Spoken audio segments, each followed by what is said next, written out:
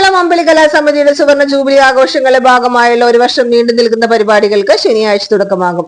സാംസ്കാരിക ഘോഷയാത്ര, നാടകം, പാട്ടുത്സവം, സ്വരമേളം, ഫിലിം ഫെസ്റ്റിവൽ, നാട്ടുവേല, താളമേളം, വർണ്ണമേളം, നൃത്തോത്സവം, നാടകോത്സവം തുടങ്ങിയ വിവിധ പരിപാടികൾ ആഘോഷ ഭാഗമായി നടക്കും. 1975 അമ്പിളി കലാസമിതി രൂപീകരിക്കപ്പെടുന്നത്. സാംസ്കാരിക സാമൂഹ്യ രംഗങ്ങളിൽ കൃത്യമായ അടയാളപ്പെടുത്തലുകൾ നടത്താൻ അമ്പിളി കലാസമിതി കഴിഞ്ഞതായി സംഘാടകർ വാർത്താ സമ്മേളനത്തിൽ പറഞ്ഞു. ശനി വൈകിട്ട് 4:30 വട്ടംകുളം സെന്ററിൽ സാംസ്കാരിക ഘോഷയാത്ര നടക്കും. തുടർന്ന് വട്ടംകുളം CPN UP സ്കൂളിൽ നടക്കുന്ന സാംസ്കാരിക സമ്മേളനം KT ജലീൽ ഉദ്ഘാടനം ചെയ്യും. സ്വാഗത സംഘം ചെയർമാൻ ആലങ്കോട് ലീലാകൃഷ്ണൻ അധ്യക്ഷനാകും. മികച്ച ചലച്ചിത്ര നടിക്കുള്ള സംസ്ഥാന അവാർഡ് കരസ്ഥമാക്കിയ ബീന R ചന്ദ്രൻ മുഖ്യാതിഥിയായിരിക്കും. സാമൂഹ്യ, സാംസ്കാരിക, രാഷ്ട്രീയ രംഗത്തെ നിരവധി പേർ പങ്കെടുക്കുമെന്ന് സംഘാടകർ പറഞ്ഞു. രാത്രി 7 ബീന R ചന്ദ്രൻ അവതരിപ്പിക്കുന്ന ഏകപാത്ര നാടകം ഒറ്റ നാവൽമരം, 8 അമ്പിളി കലാസമിതിയിൽ അവതരിപ്പിക്കുന്ന അറങ്ങോട്ടുകര CM നാരായണൻ സംവിധാനവും PV നാരായണൻ രചനയും നിർവഹിച്ച തേന്മാവ് നാടകവും അരങ്ങേറും. സ്വാഗത സംഘം chairman Alankode Leelakrishnan, general convener TV Jayaprakash, Ambili Kalasamithi president E Chandrasekharan, E Sankaran, P Kumaran, PV Narayanan, PN Divakaran, C Venugopal എന്നിവർ വാർത്താ സമ്മേളനത്തിൽ പങ്കെടുത്തു. 1975 അമ്പിളി എന്ന പേരിൽ ഇവിടെ ഈ കലാസമിതി രൂപം കൊള്ളുന്നു. അതിൻ്റെ മുന്നേ ഇവിടെ നാടക പ്രവർത്തനങ്ങളൊക്കെ നടന്നിട്ടുണ്ട്. എന്നാൽ അതിൻ്റെ കുറേ ആൾക്കാർ കൂടി ചേർന്നുകൊണ്ട് ഇത് നമുക്കൊരു കലാസമിതിയായിട്ട് പ്രവർത്തിക്കണം എന്നുള്ള ആശയത്തിൽ നിന്നാണ് അമ്പിളി എന്ന പേര് കൊടുക്കുകയും അത് ഉടലെടുക്കുകയും ചെയ്തത്. ആദ്യം പടയകെട്ടിടത്തിലാണ് പ്രവർത്തിച്ചിരുന്നത്. 2006 നമ്മുടെ CN നമ്പീശൻ മാഷ് ആശയത്തിൽ നിന്നാണ് ഈ ബിൽഡിംഗ് ഇവിടെ വരുന്നത്. അദ്ദേഹത്തിൻ്റെ സ്ഥലമായിരുന്നത്. അത് നമുക്ക് സൗജന്യമായിട്ട് തരികയും നമ്മളതിൽ 2006 തറക്കല്ലിട്ടുകൊണ്ട് ഈ സ്ഥാപനം ഉയരുകയും ചെയ്തു.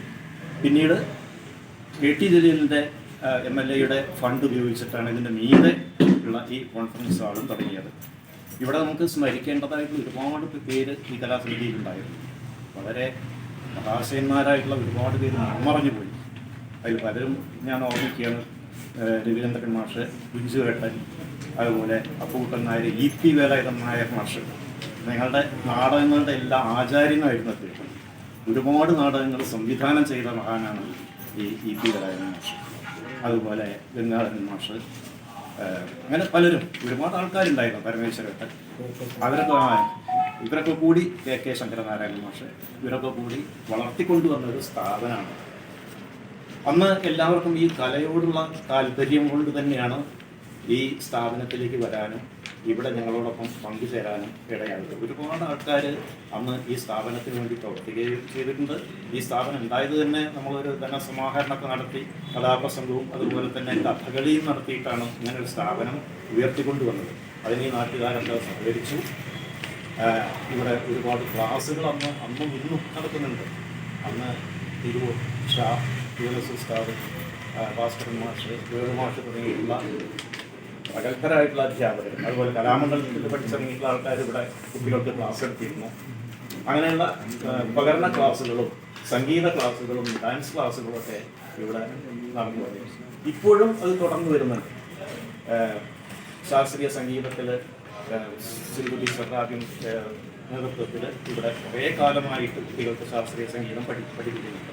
അതുപോലെ തന്നെ തിരൂര് സുന്ദരൻ മാഷ്ട നേതൃത്വത്തിൽ ഉപകരണ സംഗീതവും പഠിപ്പിച്ചു വരികയാണ്. അങ്ങനെ എല്ലാം കൊണ്ടും നമ്മുടെ കലാസമിതി ഈ നാടിൻ്റെ ഒരു തിലകക്കുറിയായിട്ട് നിൽക്കുന്നു എന്ന് വേണമെങ്കിൽ പറയാം. നമ്മുടെ നാട്ടിലുണ്ടായിരുന്ന പല കലാസമിതികളും അകാലചരമം അടഞ്ഞ സാഹചര്യത്തിലും ഈ 50 കൊല്ലവും ഞങ്ങളിവിടെ നിലനിൽക്കുന്നു എന്നുള്ളത് തന്നെ വലിയൊരു കാര്യമായിട്ടാണ് കരുതേണ്ടത്. അതിന് പലരും ഞങ്ങളെ സഹായിച്ചു. മറ്റേ ലീലാകൃഷ്ണനെ പോലെയുള്ള ആൾക്കാർ ആദ്യം മുതൽ തന്നെ നമ്മുടെ കലാസമിതിയിൽ പ്രവർത്തിച്ച ആൾക്കാരാണ്.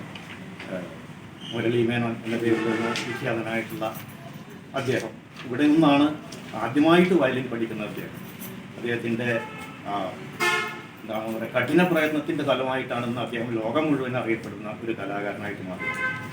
അതിൽ ഇന്നിപ്പോൾ ഞങ്ങളിന്ന് രാവിലെ പോലും സംസാരിച്ചു.